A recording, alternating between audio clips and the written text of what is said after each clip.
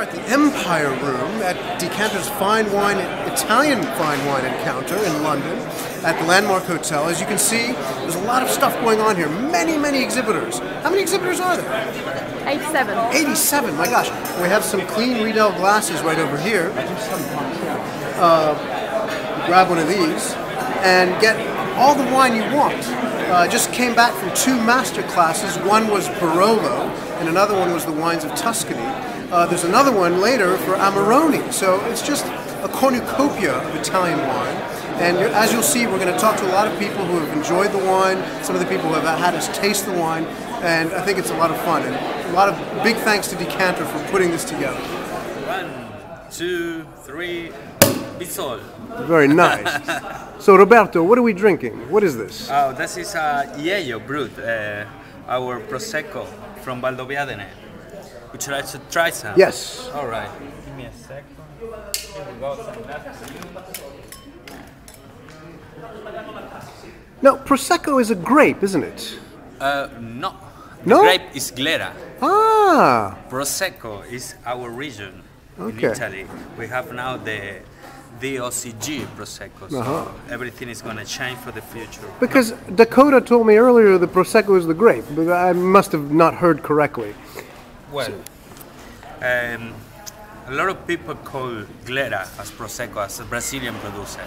They think that the grape is Prosecco, but Prosecco for us is the area. So it's Valdoviadene out there. Now, what is the difference between Prosecco and Champagne? Well, it's a lot of different. I think Gianluca Bisol, our CEO for the company, he said that Champagne is like a Rolls Royce or like a Ferrari. And Prosecco is a sport car, so it's for everyday drink. Champagne is for a special occasion because it's more complex, and Prosecco is an everyday drink. And it's not something that you can put to think which one is better or not. It's just something alternative. So, I'm here with Ian after the master class at this lovely, expansive Landmark Hotel at the Italian wine encounter.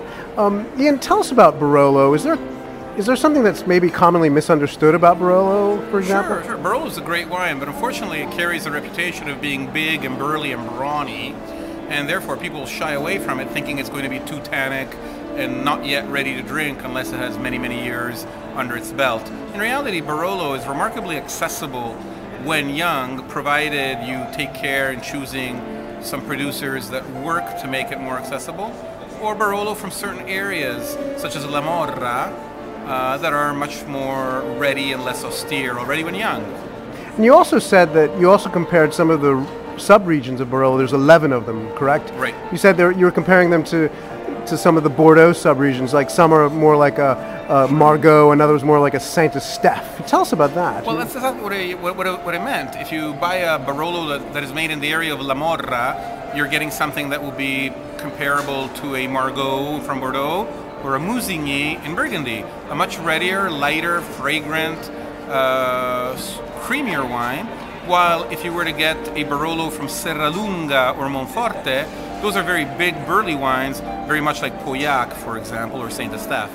Actually, we come from Portugal, and so we were very curious about these Barolo wines that were already known, and we found that this was a very interesting masterclass, and we learned a lot. So that was very important for us, because also in Portugal we have this notion of the terroir, the difference between vineyards that are planted like some meters one from the other ones, and so we see that in Italy is the same. So we really enjoy it a lot. Great, thanks. Okay. Yeah. Okay. Thank you.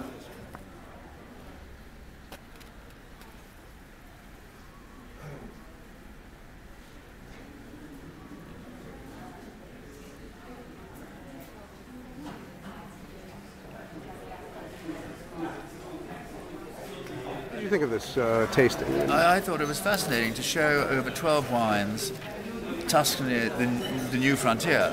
So we have some classics like Brunello de Montalcino, we have some classics like Selva Piana from Rufina, and then we have new classics which weren't invented 20 years ago.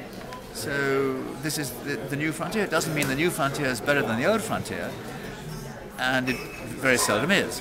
But you have such a vigor and vibrancy in Tuscany now, and this showed it very well. And so you're trying some wines of Livio Faluga, yes? The Tiri Alta. What are you drinking? The Tiri Alta. Yeah. And it's a combination of Pinot Blanc, Sauvignon Blanc, and Friulano. It's very petrol. Petrol, yeah. It's very acidic. There's a nice minerality too. Oh yeah, definitely. A lot of mineral. Are you trying one as well? I actually don't have a glass. I want you to tell me what you think. Okay, stand away, let the other people in. Yeah. So, This is the older one, the older style. so that's a much deeper taste. And it's very nice actually, really nice. Do you like it more? I do like it more. What do you like more about it?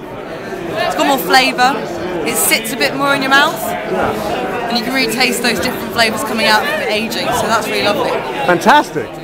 So are you just starting, or is this like in the middle? I am just starting. It's new. All right. Well, enjoy. Thank you very much. Sure. Cheers, fellas. Cheers.